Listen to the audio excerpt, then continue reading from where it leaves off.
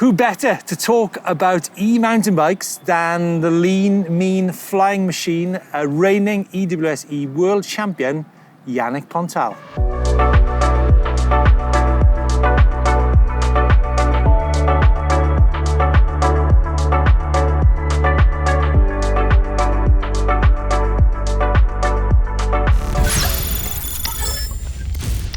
Folks, welcome to Finale.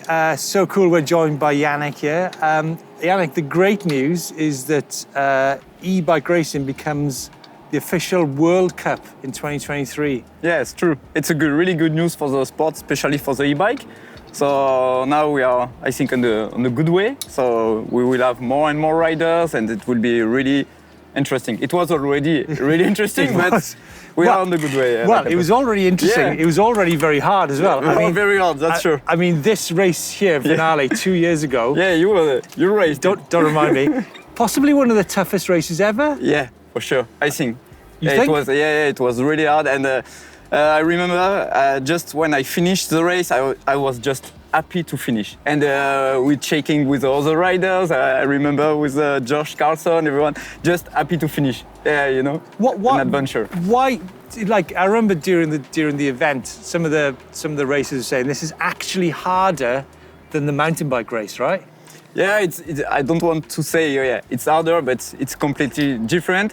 For me, it looks like more the World Series in the old days. You know, a few years ago, I remember when I raced in not in Loudainville, it was in France, close to Millau. It was the same feeling at the end, just happy to finish. Yeah. Yeah. So what elements kind of comprised was it the physicality? Was it the technicality? What made it so hard, do you think? It's a mix of everything. The transfer are short sometimes. We rode a lot of stages. It's 12 or 13 stages, so it's a lot. It's not just 5 or 6, and we rode a lot. It's a long ride, you know. I mean, you know, 12 stages of concentration, physicality, like 12 stages downhill, and they're all 5 minutes plus, right? Yeah. It's really hard for to be focused.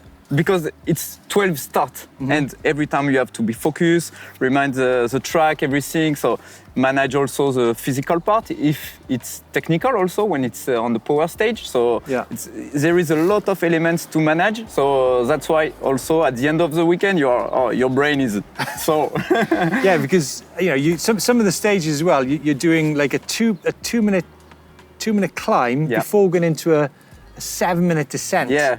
I mean, it is a pretty extreme sport, isn't it? Yeah, it's really extreme. And, last weekend I was on the French Champ and we had like a proper e-bike stage like that with the start was 1 minute climbing and at the end we pushed the bike because it was too extreme, too steep. And after you go for the downhill and it was 4 minutes of downhill. So it's pretty hard, like a typical French trails hiking. Yeah. So it was really hard. And for the funny things, the guy in the regular Enduro just start at the top after the climb. So, you cannot manage on the same way as on a regular bike. Yeah. So let's talk about yourself. I mean, I'm guessing you're 65 kilos? Yeah, exactly. Oh, is it? Exactly. So 65 kilos, 1 meter 85 inches? No, it was 77. 1 meter 77? Yeah. I mean, this is what a world champion e-bike racer looks like. Yannick, let's talk about bikes for a minute. Now, I think it's the EMBN audience. Everyone's asking questions about, should we buy a certain geometry, certain travel. I mean, the bikes you ride, I'm guessing like 150, 160 travel? Yeah, depends. 170 in the front. Oh, really? Yeah, right. 170. Always 170, and most of the time 160 at the back.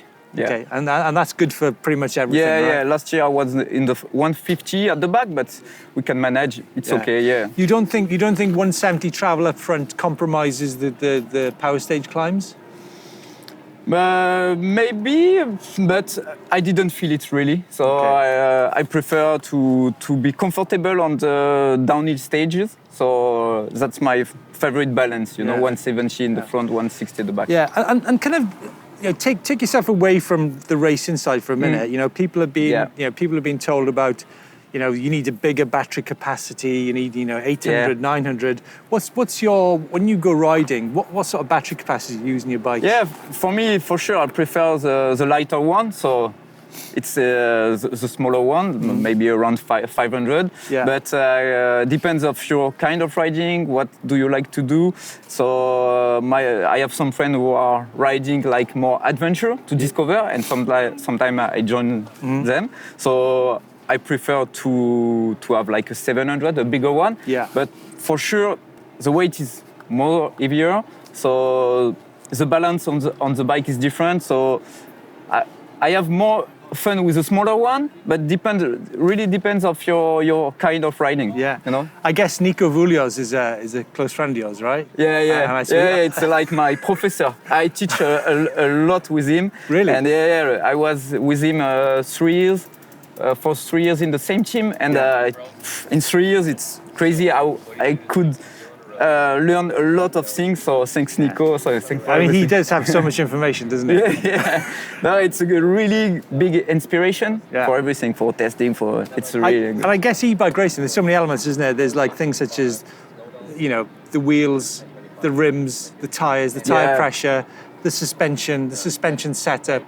Like, Nico made that lap here with a battery on the top of the motor. Exactly. He's so into his technical stuff. It's a pretty like a nerd, We watch all the elements, all the numbers are very important. So, but for me, it's really interesting now to be involved like that because you can feel the difference, and it's honestly on the e-bike side you have so many elements, like you told, tires.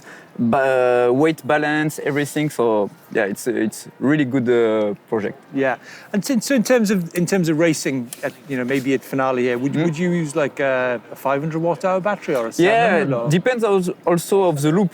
Depends of the elevation. That's we know approximately how we can ride with a 500, and during the practice we can test. And if the 500 it's not fitting for the loop, I will change and go for a bigger one. Like in Crans-Montana, I rode loop 1 and 1 and 3 with a 500, and loop 2 I rode with a 700 because the transfer was so big. And in terms of mode, would you be riding like full power mode? Yeah, I'm a full power guy.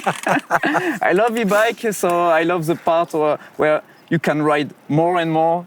For me, it's e-bike more fun, So just riding for more downhill. So. I'm a full turbo guy. Well, I guess you're lucky because you weigh 65 kilos. It's different from me at 95. But let's talk bikes then. Obviously, you and Nico probably chatted for years about things such as head angle, bottom bracket height, chainstay, seat tube angle. I guess seat tube angle people have tuned into in the last few years, haven't they? It changed a lot, and I could see the number, the evolution of the geometry. Now with the power stage, with the climbing parts.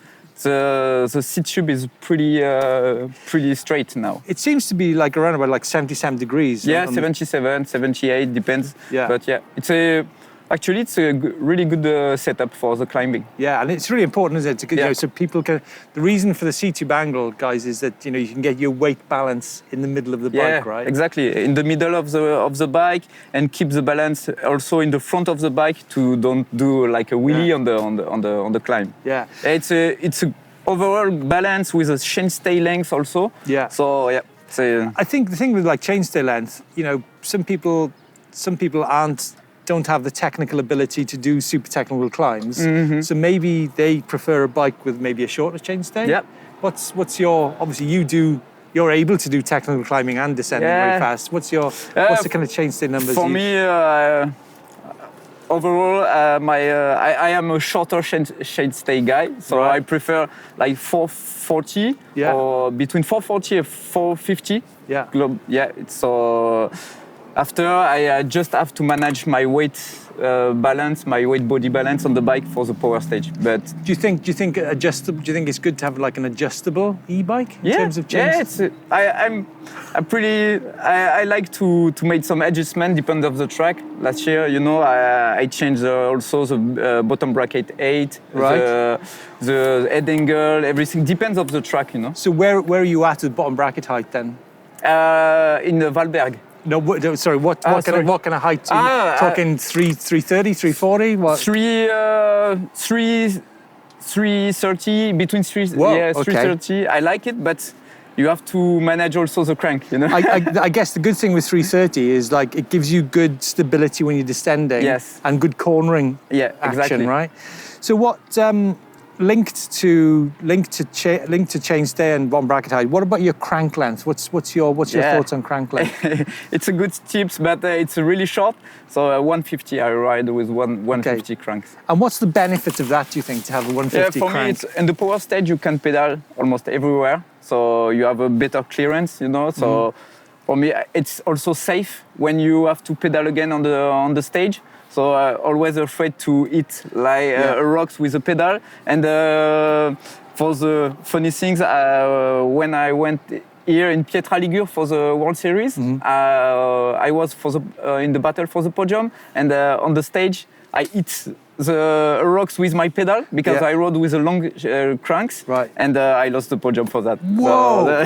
So, it's down to that fine detail. Yeah, since this day I swapped the crank, and now I'm a short guy. So you think it's better to have a low bottom bracket, short crank, rather than the high bottom bracket and longer crank? For me, but after, like, it depends of your kind of riding. I'm in south of France.